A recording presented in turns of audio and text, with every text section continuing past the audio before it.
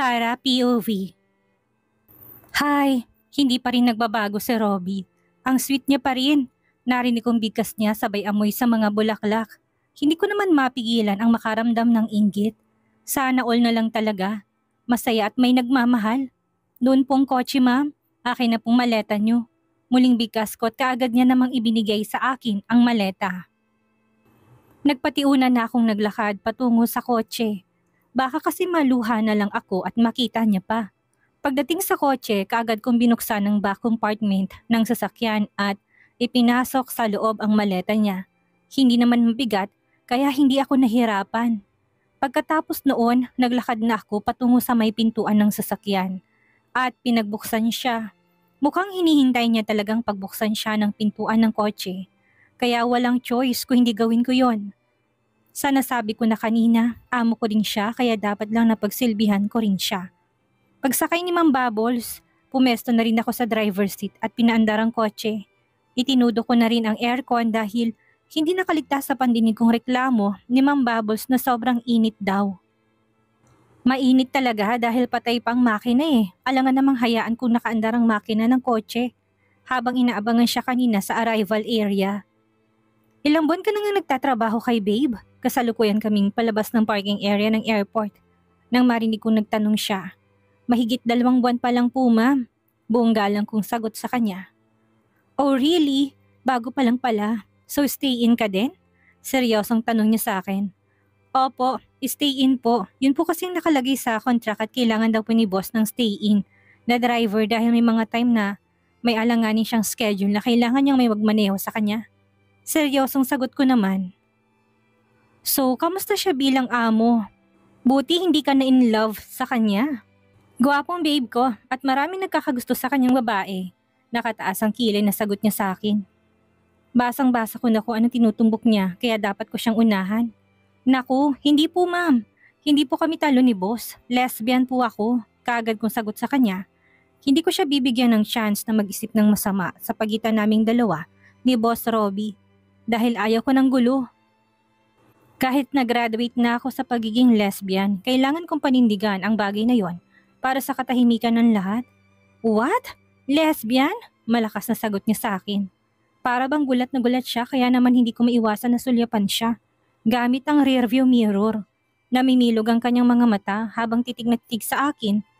Hindi naman po siguro ako i-hire ni Boss Robbie kung alam niyang pusong babae po ako. Mahigit 2 buwan na po kaming magkasama ni Boss Robbie sa penthouse ma'am. Pilit ang ngiting sagot ko sa kanya. Hindi naman siya makaimik. Siguro hindi pa kayang iproseso ng utak niya na lesbian nga ako. Bahala na nga siya. Kaya ko lang naman nasabi ang tungkol sa bagay na yon dahil ayaw ko ng maraming tanong. Selos na nga ang puso ko tapos kung ano-ano pang tinatanong sa akin. Ang saklap noon sa part ko. Hindi pwede yon, kumbaga sa laro. Double kill na ako noon. Hindi na nagsalita si Ma'am Bubbles buong biyahe. Hindi na rin naman nasundan pa ang kanyang mga katanungan na labis kong ipinagpapasalamat. Pabor sa akin yon at mukhang effective ang sinabi ko sa kanya na lesbian ako. Pagdating namin sa establishment kung saan ang opisina ni Boss Robbie, mabilis na bumaba ng kotse si Ma'am Bubbles. Hindi niya hinintay pa na pagbuksan ko siya ng pintuan na labis kong pinagtaka. Ni hindi niya din ako tinapunan ng kahit na isang tingin. Feeling ko tuloy bigla na lang siyang nailang sa akin. Iiling-iling na lang na nasundan ko siya ng tingin. Hays, buti pa sila masaya. Mukhang may araruhan na naman na mangyayari sa pagitan nilang dalawa ni Boss Robbie. Habang ako, heto, durog na durog. Sumasakit ang kalooban at broken-hearted. Mabuti pa nga siguro na bumalik na lang ako sa pagiging lesbian. Hindi na talaga ako uulit. Iwawaglit ko na talaga sa puso at isipan ko si Boss Robbie. 10 buwan, yes. 10 buwan na lang ang bibilangin ko at aalis na din naman ako. 1 taon lang naman ang duration ng trabaho ko at sa babalik na ako ng probinsya. Itutuloy kong aking pag-aaral at malaki ang tiwala ko na makakalimutan ko rin si Boss Robbie. Isang malalim na buntong hininga ang pinakawalan ko bago ako nag-drive patungo sa parking area. Magpapark muna ako habang hinihintay ang susunod na utos ni Boss Robbie. Sa loob ng 2 buwan, never akong makyat sa opisina niya hanggat hindi niya ako pinapatawag. Dito lang ako sa may parking area, nakatambay habang naghihintay ng utos niya. Nang maipark ko ng maayos ang kotse, Mabilis na akong lumabas. Kadalasan sa cafeteria ako tumatambay kapag walang utos si Boss Robbie. Malapit na ang lunchtime at duda ako kung bababa pa ba si Boss. Kabisado ko na rin naman ang halos lahat ng schedule niya, kaya naman nilak ko na ang pintuan ng sasakyan. At naglakad papasok ng building. Sarah, yun nga lang bago ako nakapasok sa loob, isang familiar na tinig ang narinig ko. Wala sa sariling napalingon ako at ganun na lang ang gulat ko. Nang sumalubong sa paningin ko si Lucio. Sir, kamusta po kayo? Nakangiti kong bati at napansin kong mabilis siyang naglakad, palapit sa akin sabay tapik sa balikat ko. Sir, hindi ako teacher para tawagin mo akong sir. Tatawa-tawa niyang sagot. Hindi ko naman mapigilan ang mapahagalpak ng tawa sa sinabi niya. Ang witty pala nitong si Lucio. Imagine, alam niya rin palang mga ganong joke. Kahit mayaman siya, nakakatuwa talagang lalaking ito. Hindi ko po talaga akalain na joker po pala kayo, sir. Natatawa kong sagot kay Sir Lucio. Muling gumuhit ang matamis ng ngiti sa labi niya habang titig na titig sa akin. Wag mo na kasi akong tawaging sir. Hindi mo naman ako amo eh. Nakangiti niyang sagot sa akin. Muli akong natawa. Hindi nga po kita amo, pero kadugo po kayo ng amo ko. Nahihiya akong sagot sa kanya. Kadugo lang pero magkaiba kami ng ugali. Teka, ano nga palang ginagawa mo dito sa parking area? Don't tell me na totoong nababalitaan ko na minamaltrato ka ng pinsan ko. Hindi ako papayag noon. Seryoso niyang tanong sa akin. Ang ngiting nakaguhit sa labi ko kani-kanina lang. Ay biglang naglaho, nahihiya ako na payuko. Driver po kasi ako kaya normal lang po siguro na dito niyo ako palaging nakikita sa may parking area. Pilit ang ngiting sagot ko sa kanya. That is not what I mean. Nabalitaan ko kasi na wala na kayo ng pinsan ko. Sounds chismoso pero totoo ba yun? Nakangiti niyang tanong sa akin. Hindi ko alam kung matatawa or maiiyak ako dun ha. Ouch talaga. Pinapaalala niya pa talaga sa akin ang hindi natuloy na romance sa pagitan naming dalawa ni Boss Robbie. Hindi po kasi kami bagay ni Sir eh. Hindi po kami magkasundo sa mga bagay-bagay. Pilit ang ngiting sagot ko sa kanya. Very friendly at maayos naman siyang nagtanong kaya naman sino ba naman ako para hindi siya sagutin ng maayos. Mabuti pa nga itong si Sir Lucio, ang bait ng hilatsa ng kanyang muka. Samantalang si Boss Robbie, akala mo palaging pasa ng mundo. Palaging nakasimangot. That's great. Talagang hindi kayo bagay ng pinsan ko.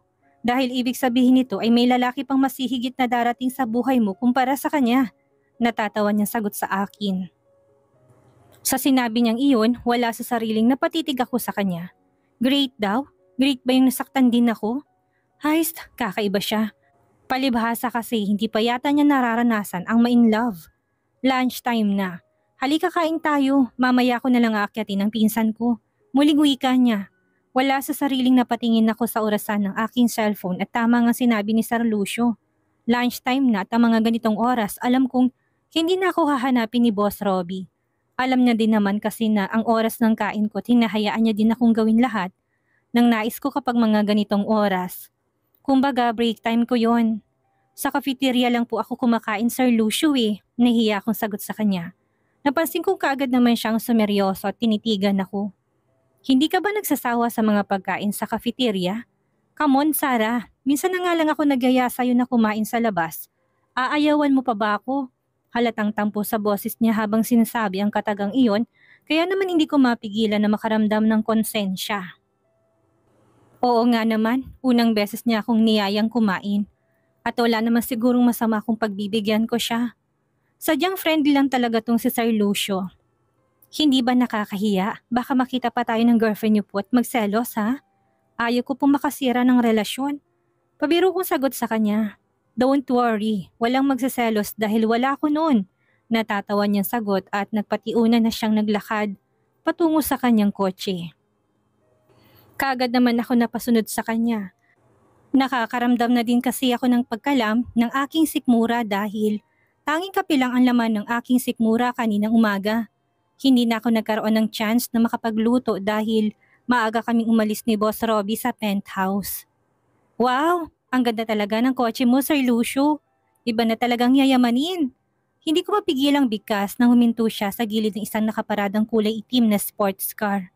Ang ganda at halatang bagong-bago, base na rin sa outside appearance nito. Nangingintab at na para bang kahit ng alikabok mahihiyang dumikit. Matagal na ito sa akin. Last year pat gift ito ni daddy nung naipanalo kong isang bidding. Natatawa niyang sagot sa akin na talagang pinagbuksan niya pa ako ng pintuan ng sasakyan. Nahihiya man, wala na akong choice kung hindi ang pumasok sa loob at kiming na upo. Grabe, ang swerte ko. Isang bagong experience na naman to sa buhay ko dahil nakasakay ako sa mamahaling sasakyan ng isang taong mula pagkabata nakahiga na sa salapi. Sana all na lang talaga. Sa mga experience na naranasan ko ngayon, parang ayaw ko tuloy mamatay ng mahirap. Parang gusto ko ring yumaman balang araw. Ang restaurant na pinuntahan namin na hindi kagaya sa mga restaurant na in-expect ko. Labas pa lang halatang mamahalin na at ang vibes ng buong paligid ay nakakalula. Noong tinignan ko ang presyo ng nasa menu ay parang gusto ko nang umatras. Hindi ko yata kayang kumain ng pagkain lilibuhin ng presyo sa bawat maliit na serving. Anong gusto mo, Sarah? Come on, sabihin mo, huwag kang mahiya. Nakangiting wika ni Sir Lucio. Tapos niya nang sabihin ang order niya sa waiter na kanina pa nakaantabi sa amin. Pero heto ako, hindi pa rin makapag-decide. Ultimo kasi tubig na lilibuhin din ang presyo eh. Eh sir, busog pa pala ako eh. Kayo na lang ang kumain. Mahinang boses na sagot ko sa kanya. Napansin kong pagtaas ng kilay niya. Mataman akong tinitigan sabay ngiti. Okay, ang mabuti pa ako na lang ang pipili ng kakainin mo. Nakangiti niyang bigkas sabay kausap sa waiter. Nahihiya ako kaya hinayaan ko na lang si Sir Lucio. Naisip ko din kasi na baka pati siya mapahiya kapag patuloy pa ako sa ganitong klaseng pag-uugali. So tell me, wala ka ba talagang balak na layasan ng pinsan ko? Sayang naman kung magiging driver ka lang niya habang buhay, Sarah.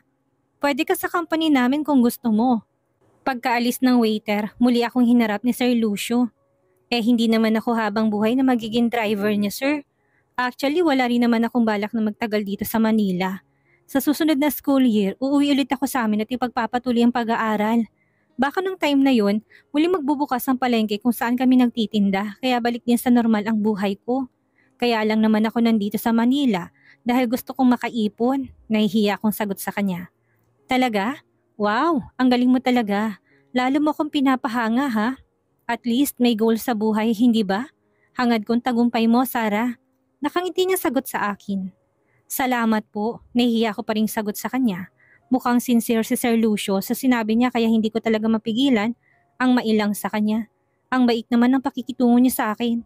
Hindi ko man lang ramdam sa kanya ang layo ng agwat ng pamumuhay namin. Para tuloy ang tagal na naming magkakilala. Siguro mabait ang genes nila. Kambal niya nga si Lucia dahil halos pareho sila ng ugali. But if you want, may offer ako sa'yo. Paano kaya kung sa akin ka na lang magtrabaho? Pwede kitang bigyan ng scholarship. Pwede ka rin magtrabaho habang nag-aaral ka. What do you think? Nakangiti niya sagot sa akin. Hindi ko naman mapigilan ang magulat. Don't get me wrong, Sarah. Talagang nag-o-offer kami ng scholarship sa mga empleyado namin na deserving. Of course, na i-offer namin sa iba kaya pwede ding namin i-offer sa'yo, hindi ba? Nakangiti niya sagot sa akin. Talaga po? Totoo po ba yung sinasabi niyo, sir? Hindi niyo po ako ginugood time lang? Pigil kong sarili ko na maluha na sagot sa kanya. Napansin ko pa nga ang pagguhit ng masayang ngiti sa labi niya. Habang nakatitig sa akin, mukha ba ako nagbibiro? Matalik na kaibigan ka ng kakambal ko't walang lugar ang biro-biro sa akin sa mga ganitong klaseng topic. Nakangiti niya sagot sa akin. Hindi ako nakaimik, pilit kong tinitimbang ang lahat ng sinabi niya. Kung sakaling tatanggapin kong offer niya, talagang maliwanag pa sa sikat ng araw na matutupad ko lahat ng pangarap ko. Think about it, Sarah. I am so much willing na tulungan ka hanggang sa matupad mong pangarap mo. Nakangiti niyang sagot sa akin. Akmang sasagot pa sana ako pero dumating naman ang order namin. Magana akong kumain ng tanghalian kasabay si Sir Lucio. Hindi ko na inisip ang presyo ng kinakain ko ngayon dahil sa sobrang tuwang nararamdaman ng puso ko. Sure na ako na tatanggapin kong offer niya. Hindi ko pa kakawalan ng magandang opportunity na dumating sa buhay ko. Pakiramdam ko biglang gumaan ang kalooban ko dahil nakausap ko siya. Ang sarap niya pala talagang kausap. Patapos na kaming kumain nang marinig ko ang pagtunog ng aking cellphone. Wala sa sariling mabilis ako napatayo nang mapansin ko na si Boss Robbie ang tumatawag. May problema ba? Narinig kong tanong ni Sir Lucio. Tumatawag na po si Boss Robbie. Baka po may iuutos siya. Kinakabahan kong sagot. Sagutin mo. Hanggang anong oras bang break time mo? Nakangiti niya sagot sa akin. Kinakabahan man, wala akong choice kundi ang sagutin ni Boss Robbie. Pagkapindot ko ng answer button ng cellphone, kaagad kong tinapat sa tengang cellphone at hindi ko mapigilan na mapalunok na sarili kong laway nang marinig kong seryosong boses ni Boss Robbie. Where are you? Malamig ang boses na tanong niya. Kumakain po ng lunch, boss. Saglit lang po, babalik na po ako ng opisina. Kaagad ko rin naman sagot sa kanya. Kumakain ka ng lunch? Saan? Inutusan ko si Victor na puntahan ka sa cafeteria pero wala ka daw dun ah. Seryosong tanong sa akin ni Boss Robbie. Parang gusto ko tuloy mahimatay sa nerbiyos dahil sa tanong niyang yun.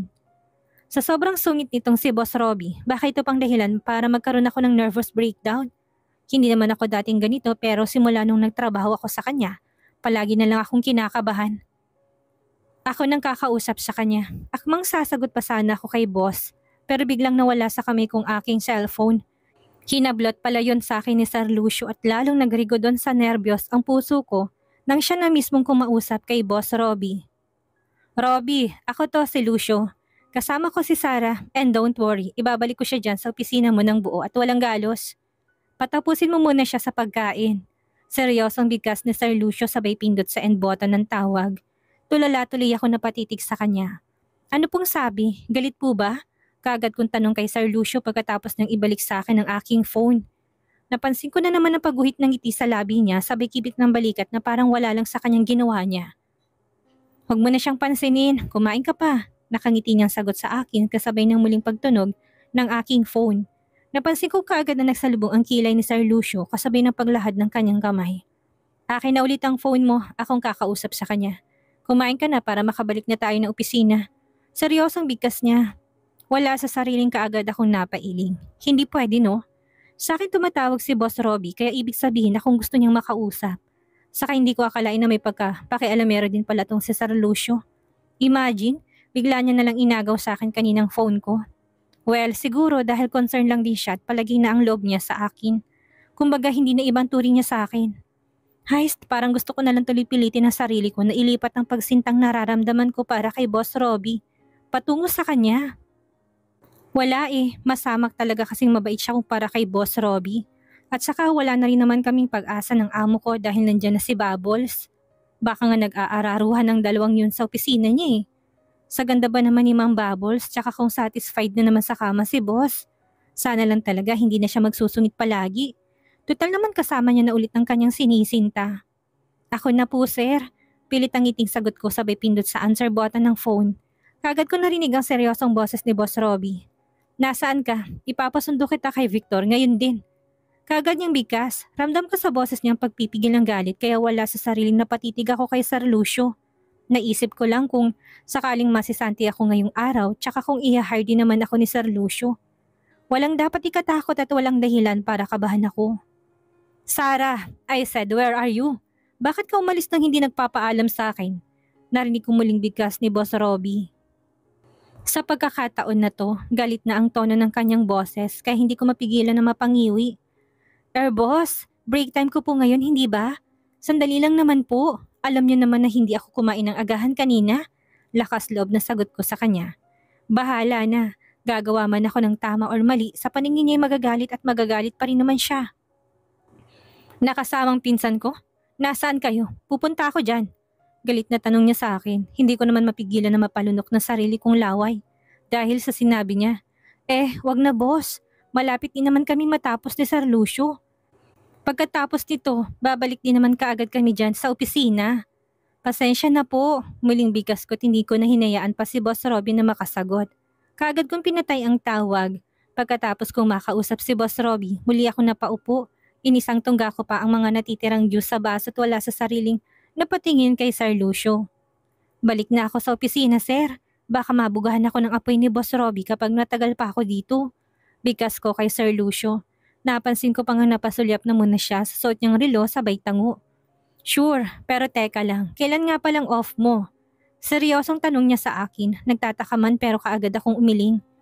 Wala po akong off ibig ko pong sabihin, hindi po ako nagde-day off, nahiya akong bigkas. Totoo naman talaga kapag araw ng linggo, buong maghapon ako nasa penthouse lang. Walang ginawa ko hindi ang matulog at manood ng movie sa aking phone. What? Hindi ka nagdi-day off? Hindi pwede yan. Seryoso niyang sagot sa akin. Wala rin naman akong pupuntahan kung sakaling may off ako, kaya ayos lang naman. Nakangiti kong sagot sa kanya. Well, pwede bang mag-off ka sa linggo? Luke, binyag ng mga pamangkin ko sa linggo at tsak na matutuwa si Lucia kung sakaling makadalo ka din. Nakangiti niyang sagot sa akin. Sa sinabi niyo ni Sir Lucio, hindi ko mapigilan ng pagguhit ng ngiti sa labi ko. Oo nga pala, sa linggo ng binyag ng kambal na anak nila Lucia at Corton.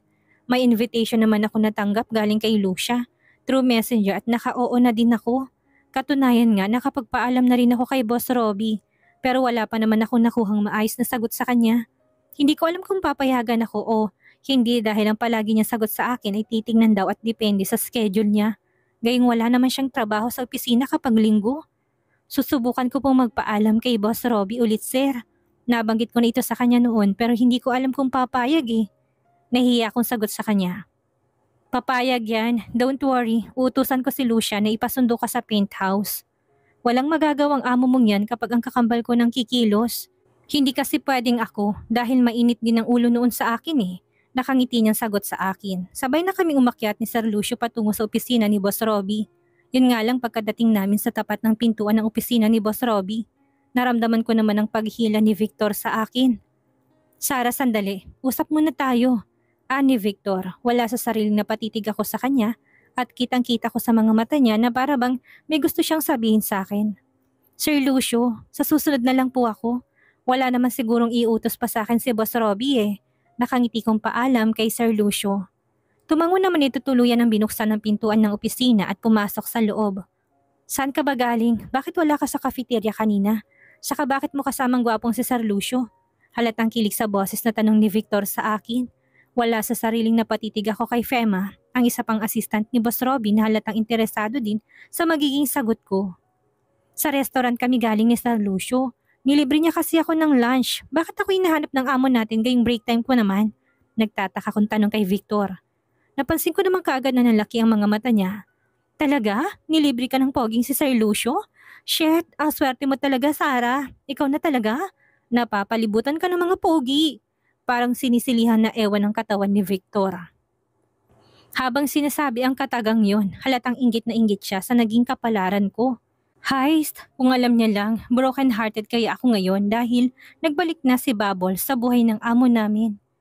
Heist, bakit ba kasi nausap ang pag-ibig-ibig na yan? Pero teka lang, bakit nga pala ako pinapahanap ni Boss Robbie? Anong kailangan niya? May utos ba siya? Nagtataka kong tanong kay Victor. Siya kasi ang executive secretary ni Boss Robbie, kaya kabisado niya lahat ng schedule ng amo namin. Hindi ko alam, basta bigla niya na lang akong inutusan na hanapin ka eh. Nagtatakang sagot ni Victor. Wala sa sariling napakamot ako sa aking ulot, wala sa sariling napasulyap sa saradong pintuan ng opisina ng amo namin. Heist, kakaiba din yung amo natin. Duda ako kung may iutos ba siya sa akin gayong busy naman siya. Hindi ba't nasa loob ang jowa niyang si Bubbles?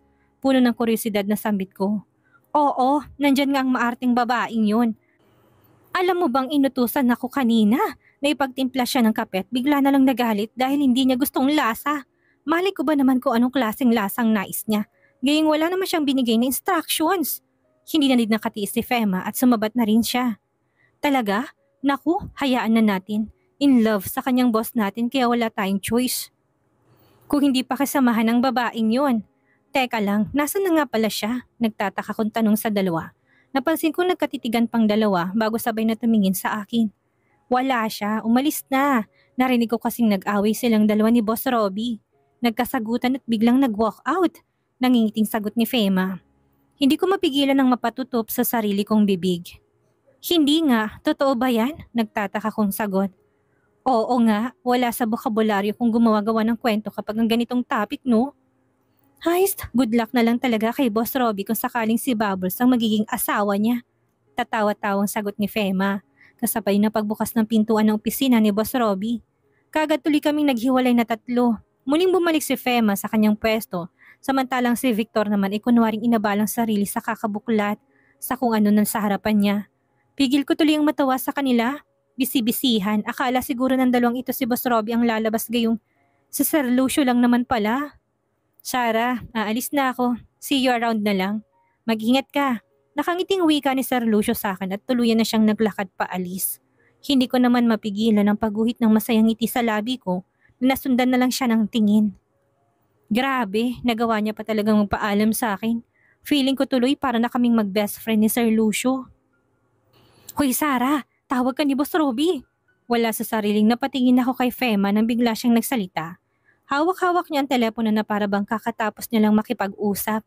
Bakit daw? Wala sa sariling tanong ko. Lutang lang yan? Hindi ko alam pero parang mainit ang ulo. Puntahan mo na lang kaya. Baliwalang sagot ni Fema at muling tinuon ng buong atensyon sa harap ng computer. Kinakabahan man, kibit balikat akong tumayo at naglakad patungo sa pintuan ng opisina ni Boss Robbie. Pagkatapat ko sa pintuan, kumatok lang ako ng 3 beses bago ko binuksan ang pintuan. Pumasok sa loob at kaagad nang bumungad sa paningin ko. Ang seryosong itsura ni Boss Robbie na direktang nakatitig sa akin. Halatang inaabangan niya talagang pagdating ko. Kitang-kita naman kasi yon sa itsura niya. Sino may sabi sa'yo na pwede kang sumama kay Lucio? Seryosong kaagad na tanong niya sa akin. Nagangalit ang kanyang bagang at halatang kaunti na lang talaga at bubuga na ng apoy. Break time ko naman boss at nagkataon na nagkita kami ni Sir Lucio sa ibaba. Niyaya niya akong kumain kaya sumama na lang po ako. Masama po ba yun? Kinakabahan kong sagot sa kanya. Nagulat na lang ako na kaagad siyang tumayo at mabilis na naglakad palapit sa akin. Yes, masama. Umalis ka nang hindi nagpapaalam sa akin. Ano bang gusto mong patunayan, Sarah? Sabihin mo sa akin, attracted ka ba sa pinsan ko? Seryoso niyang bigkas kasabi ng paghahawak niya sa magkabilaan kong balikat. Nagulat man sa kanyang ginawa, pinilit ko sarili kong magpakahinahon. Hindi ako dapat magpadala sa takot at pagkailang na naramdaman ko para sa kanya. Kahit naman siguro empleyado niya lang ako, may karapatan din naman ako para ipagtanggol ang sarili ko. Ano kayang gagawin ni Sarah ngayong galit sa kanya si Robbie? At bakit kaya tila may pagsiselo sa pinapakitang ugali ni Robbie? Yan ang ating aalamin sa susunod nating kabanata.